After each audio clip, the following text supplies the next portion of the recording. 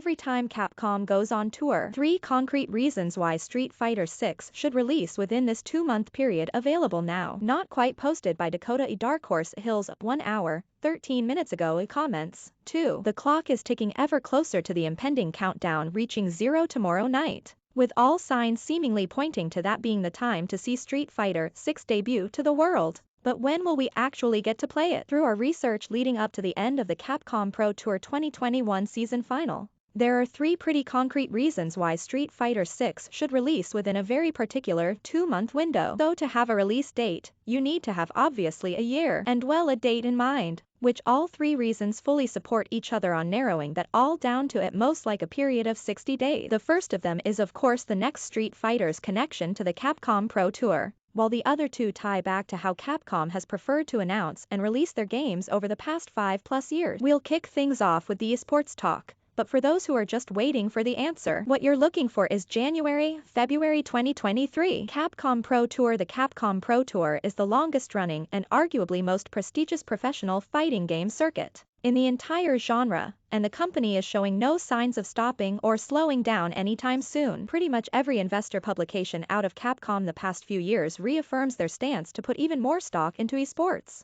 And that'll be doubly true with a hot new game on the horizon. The way the CPT ties back into narrowing the release window is the consistent time period the events officially begin. For all of Street Fighter V's life, the CPT has kicked off in either March or April, which would of course make SF6 launch take place sometime before that if they want to keep it going as normal. If Street Fighter 6 were to reach the hands of players later into the year, it'd push that entire competitive season back or force Capcom to split the year between the old and new games, which I doubt anybody would want. Although offline events and fighting game majors are still a question mark in 2022, Capcom is likely going to be banking quite a bit on their full return in 2023 to help push their new game and return to more than just online CPT tournament. Missing out on the early events like the final rounds of the world would also give the spotlight more to their competitors like Bandai Namco, Arc System Works and SNK, and I'm sure they're looking to avoid all of the potential issues mentioned up above by trying to make sure SF6 is ready to roll shortly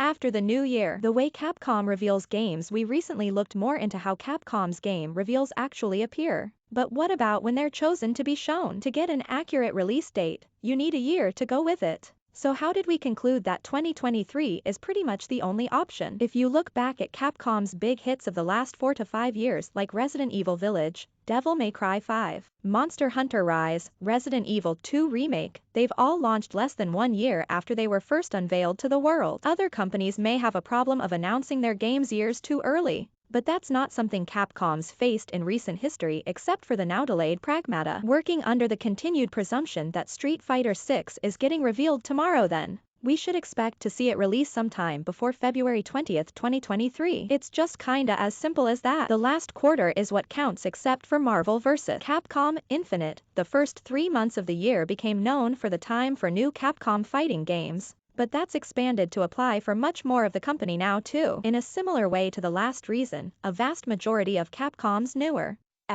titles have all released before the end of March in their respective years. That's because it's all part of the first quarter of the year, but more importantly, March is the 4th and final quarter of the fiscal year for Capcom. The simplest reason as for why that's so important for them is because those big games make their end-of-year financials look even better than they would otherwise. This theoretically drives profits and stocks higher as a result, which in turn gives Capcom more money to work with on their next project. It just makes business sense that Street Fighter 6, like Street Fighter 5 before it, will be aiming heavily for that 4th fiscal quarter because the series is still Capcom's 3rd bestseller of all time. The aforementioned reasons though likely preclude SF6 from a March release window, so January or February it is. Developing large video games is a volatile process, especially right now, so there is still the off chance that Street Fighter will need to be pushed back beyond their goal, though delays out of Capcom have been fairly rare in recent years too. We may not be left waiting to know much longer to know when the next Street Fighter will be in our hands,